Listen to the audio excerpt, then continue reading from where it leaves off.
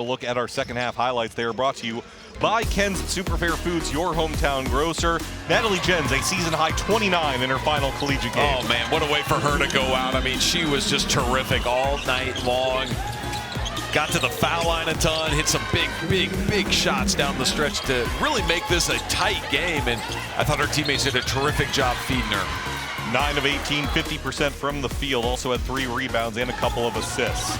When you look at SMSU, the player of the year was the player of the year, Bree Stoltzman with 28. Exactly what we were talking about. I mean, when the game was on the line, they had the ball in Stoltzman's hands, and she was making things happen for this team. I mean, yeah, we mentioned the big scoring. She also had 5 assists in this game, too.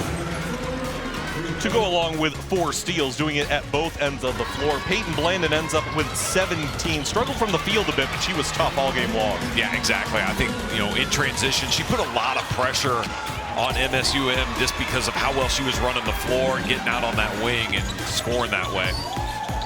4 players in double figures for Southwest Minnesota State. Stoltzman with 28, Swanson 27, Blandon with 17, Natalie Nielsen with 12. Getting a look at the final numbers, MSU Moorhead actually outscored them in terms of points in the paint, which was one of the keys to the game, but SMSU just shot it more consistently, at least through the first 3.5 quarters. Things slowed down a bit in the fourth, but when it came down to it, they also made their free throws. That's the thing. In the fourth quarter, when it really mattered, SMSU stepped up and was money from there. They were 13 of 16 in that fourth quarter with the game on the line. That's why they were able to hang on and get this win.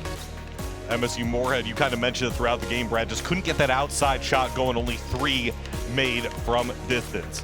Your Pioneer Performance Shot Charts Z-Series soybeans. Here is Natalie Jens in her final game, inside, outside. She did a little bit of everything. Everything, exactly. And this doesn't show the fact that she also got to the free throw line 11 times in this game.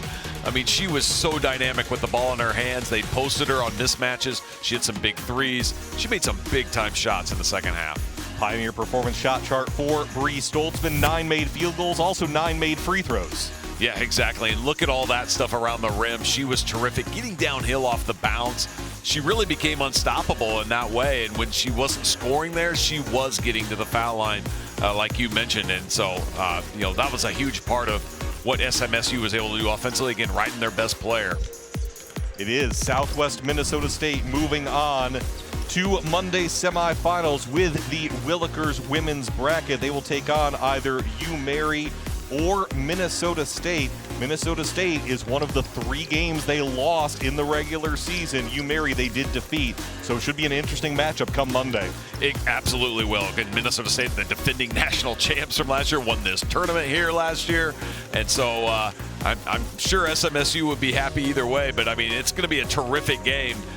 This is just like any tournament, man. It's survive and advance. SMSU got everything they could possibly have wanted out of Moorhead. I mean, Moorhead gave them a great game, and that's the way it's going to be. You have to play well to keep winning. 87-79 is your final score. SMSU 26-3 now overall on the season. MSU Moorhead, a valiant effort. They got some nice young pieces. They'll certainly be back, but their season ends with a record of 14-16.